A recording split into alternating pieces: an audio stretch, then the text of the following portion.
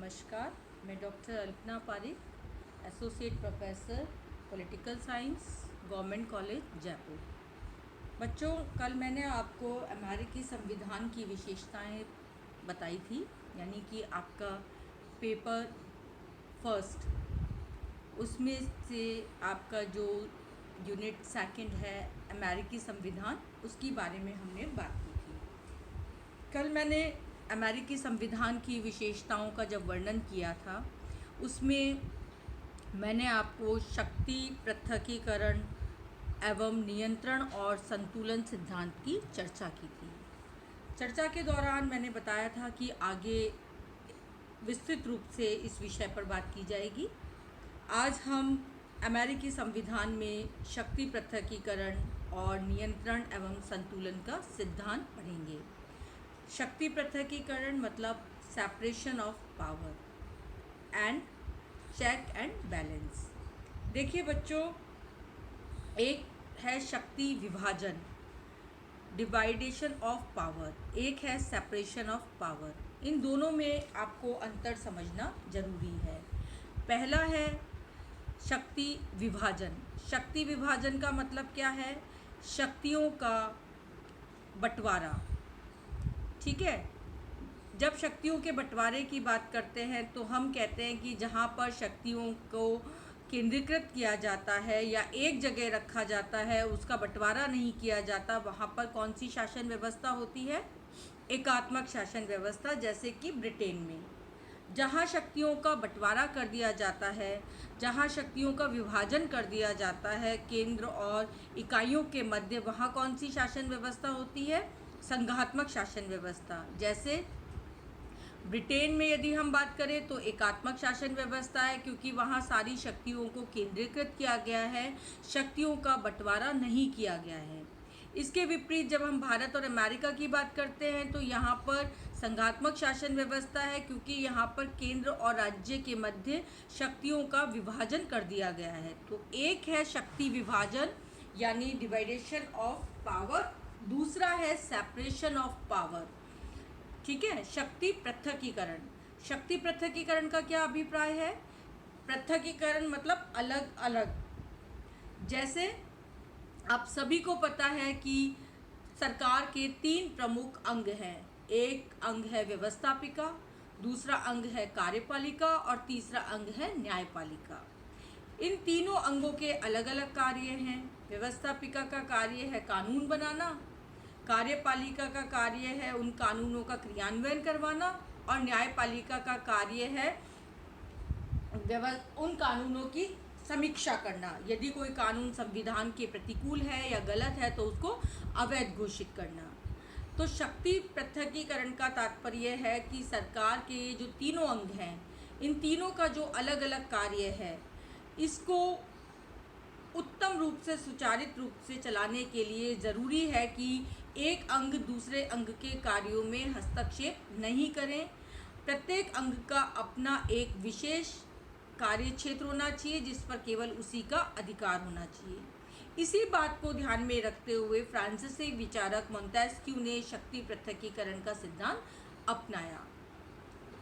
शक्ति पृथकीकरण जो है उसका अभिप्राय है कि शासन के तीनों अंगों को अलग अलग शक्तियाँ प्रदान की जाए और उन शक्तियों में एक दूसरे का हस्तक्षेप नहीं हो। इन तीनों अंगों के पारस्परिक संबंधों के विषय में मोंटेस्क्यू का शक्ति पृथकीकरण का सिद्धांत सबसे प्रभावी है। ये सिद्धांत इस विचार पर आधारित है कि निरंकुश शक्तियों के मिल जाने पर व्यक्ति भ्रष्ट हो जाते हैं और अपनी शक्ति का दुरुपयोग करने लगते हैं।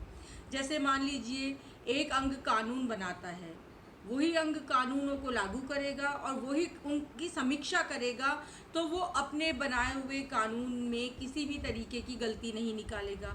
जब लागू करने की मनमानी उसकी होगी तो वो कुछ भी कानून बना देगा। तो एक व्यक्ति के हाथों में या एक अंग के हाथों में समस्त शक्तियां आ जाए तो वो निरंकुश होने का पूरी उसकी संभावना रहती है।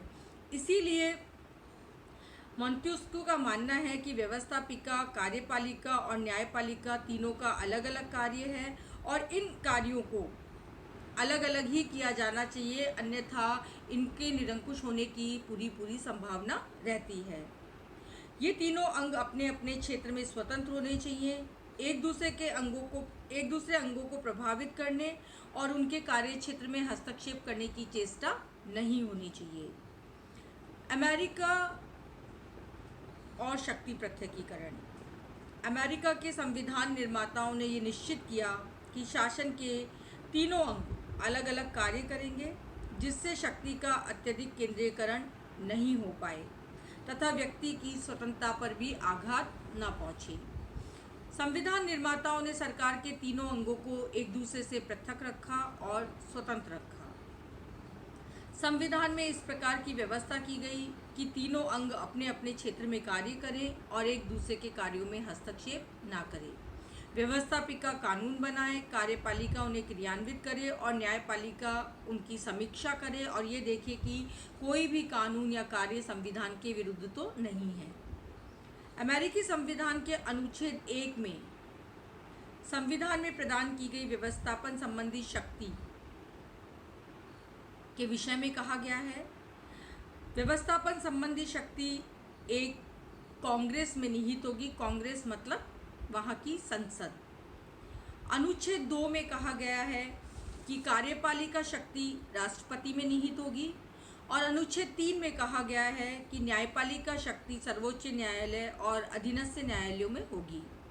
इस प्रकार मोंटेस्क्यू का शक्ति पृथकीकरण सिद्धांत वहाँ पर अपनाया गया है। लेकिन सिद्धांततः तो ये बात ठीक लगती है, यदि व्यवहार में जो है एक दूसरे से संपूर्ण पृथकीकरण संभव नहीं है, अन्यथा क्या होगा कि वो अपने अपने क्षेत्र में निरंकुश हो जाएंगे। तो एक दूसरे पर कुछ इस तरीके से अंकुश की व्यवस्था करनी पड़ेगी कि ऐसा भी ना लगे कि हमारे अधिकार क्षेत्र में हस्तक्षेप कर रहा है और ऐसा भी ना हो कि अपने क्षेत्र में वो अंग पूर्णतः निरंकुश हो जाए। इसीलिए व्यवहार में अमेरिकी संविधान निर्माताओं ने अवरोध और संतुलन का सिद्धांत अपनाया है। अवरोध और संतुलन का तात्पर्य क्या है कि एक अंग दूसरे अंग से स्वतंत्र होते हुए भी कुछ ऐसी व्यवस्थाएं की जाएंगी जिससे कि वो अंग निरंकुश ना हो। देखिए, राष्ट्रपति जो है वो जनता के द्वारा निर्वाचित होता है, ठीक है। अपनी स्थिति को बनाए रखने के लिए वो किसी भी तरीके से कांग्रेस पर निर्भर नहीं है। कांग्रेस समय अवधि के पूर्व उसे केवल महाभियोग के द्वारा ही हटा सकती है, अन्यथा नहीं। किंतु व्यवहार में महाभियोग लगाना बहुत दुष्कर कार्य है, ठीक है। तो व्यवहार में कांग्रेस को राष्ट्रपति पर महाभियोग लगाने की शक्ति प्राप्त है। दूसरा है कांग्रेस। कांग्रेस जो है वो वहाँ की कांग्रेस का राष्ट्रपति विघटन नहीं कर सकता। न्यायपालिका जो है वो स्वतंत्र है, वहाँ पर न्यायाधीशों की संख्या का निर्धारण कांग्रेस एवं नियुक्ति राष्ट्रपति करता है, किंतु महाभियोग के अतिरिक्त न्यायाधीशों को किसी भी तरीके से नहीं हटाया जा सकता। लेकिन अमेरिकी संविधान निर्माता जो हैं वो भली भांति जानते थे कि असीमित शक्तियाँ किसी भी व्यक्ति को और किसी भी अंग को निरंकुश बना सकती है। इसलिए प्रत्येक अंग अपनी शक्ति का सही इस्तेमाल करे, अपनी शक्ति का दुरुपयोग ना करे। इसके लिए दूसरे अंग के द्वारा अप्रत्यक्ष रूप से उन पर नियंत्रण रखा गया है।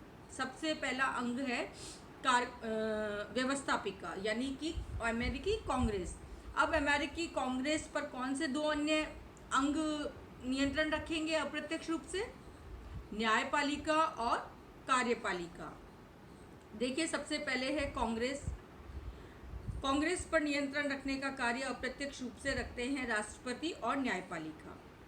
राष्ट्रपति के द्वारा कैसे नियंत्रण रखा जाता है अप्रत्यक्ष रूप से?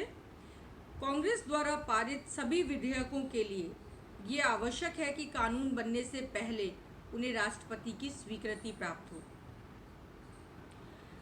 दूसरा, विधेयकों की स्वीकृति के विषय में राष्ट्रपति को 2 प्रकार के वीटो करने का अधिकार है, एक वैधानिक वीटो और एक परंपरागत वीटो। तो राष्ट्रपति के इस वीटो पावर के कारण कांग्रेस जो है वो कानून बनाते समय इस बात का ध्यान रखती है कि कानून को राष्ट्रपति के पास अंतिम स्वीकृति के लिए जाना है, इसलिए उसमें कोई गलती ना हो। वैधानिक वीटो का तात्पर्य है कि राष्ट्रपति को यह अधिकार है कि वो किसी भी विधेयक को अस्वीकार कर दे, किंतु यदि राष्ट्रपति किसी विधेयक को अस्वीकार कर देता है लेकिन कांग्रेस पुनः उसको 2/3 बहुमत से पारित कर देती है तो फिर राष्ट्रपति को अपनी स्वीकृति देनी पड़ती है। परंपरागत वीटो का तात्पर्य है कि राष्ट्रपति कांग्रेस के अधिवेशन के अंतिम 10 दिनों में इसका प्रयोग कर सकता है। संविधान के अनुसार राष्ट्रपति को किसी विधेयक पर 10 दिन में स्वीकृति या अस्वीकृति देने का अधिकार होता है। यदि 10 दिनों में राष्ट्रपति किसी विधेयक को स्वीकृति और अस्वीकृति कुछ भी ना देकर उसे अपनी जेब में रख ले, यानी पॉकेट में रख ले, तो वो विधेयक स्वतः ही समाप्त हो जाता है। तो राष्ट्रपति के द्वारा जो है कांग्रेस पर कैसे नियंत्रण रखा जाता है? वीटो के माध्यम से। अब न्यायपालिका कैसे नियंत्रण रखती है कांग्रेस पर? कांग्रेस के कार्यों का पुनरावलोकन न्यायपालिका के द्वारा किया जाता है। वे कार्य संविधान के प्रतिकूल होने पर न्यायपालिका उन्हें अवैध घोषित कर सकती है। तो कांग्रेस पर नियंत्रण रखने का, चाहे वो अप्रत्यक्ष रूप से नियंत्रण हो, राष्ट्रपति और न्यायपालिका के पास अधिकार है। दूसरा अंग है कार्यपालिका यानी राष्ट्रपति। अब राष्ट्रपति पर कैसे नियंत्रण रखती है? कौन कौन रखेगा? कांग्रेस और न्यायपालिका। राष्ट्रपति पर कांग्रेस किस तरीके से नियंत्रण रखती है? देखिए, राष्ट्रपति युद्ध और शांति की घोषणा कांग्रेस की अनुमति से ही कर सकता है।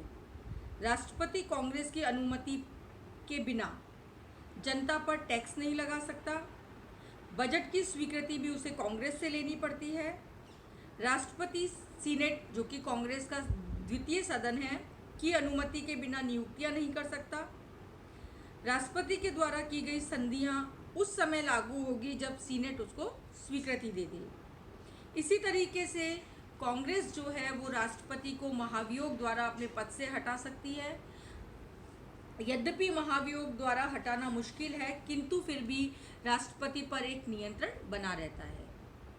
न्यायपालिका के द्वारा कैसे नियंत्रण रखा जाता है कार्यपालिका पर? देखिए, यदि राष्ट्रपति के कार्य संविधान के प्रतिकूल हैं तो न्यायपालिका उन्हें अवैध घोषित कर सकती है।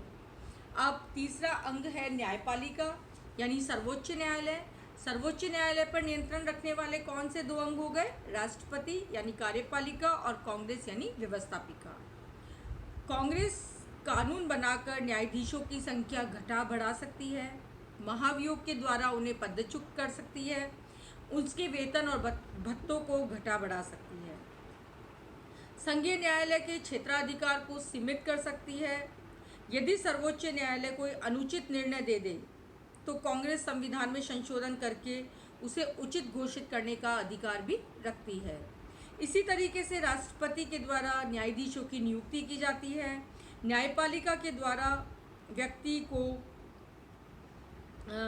दंडित व्यक्ति को क्षमा करने का अधिकार, उसके दंड को कम करने का अधिकार या स्थगित करने का अधिकार भी अमेरिकी राष्ट्रपति के पास या कार्यपालिका के पास होता है। तो इस प्रकार से ये अंग जो हैं वो एक दूसरे पर नियंत्रण रखते हैं। इसी नियंत्रण और संतुलन के सिद्धांतों के कारण इसकी आलोचना भी की गई है। आलोचना में कहा गया है कि कोई न कोई शासनांग अधिक प्रभावी होता है, कि चाहे कितना भी चेक एंड बैलेंस कर लो लेकिन शासन का एक अंग हमेशा महत्वपूर्ण रहता है। इसी तरीके से जहाँ नेतृत्व में कमी होती है या कोई भी अंग का नेतृत्व कमज़ोर होता है तो दूसरे 2 अंग उस पर हावी हो जाते हैं। तो देखिए बच्चों, इस सिद्धांत के द्वारा अमेरिका में जो है वो नियंत्रण एवं संतुलन के सिद्धांत के माध्यम से शक्ति पृथकीकरण के सिद्धांत को बहुत ही सफलतापूर्वक क्रियान्वित किया गया है और लागू किया गया है। धन्यवाद बच्चों, आज की क्लास यहीं समाप्त होती है।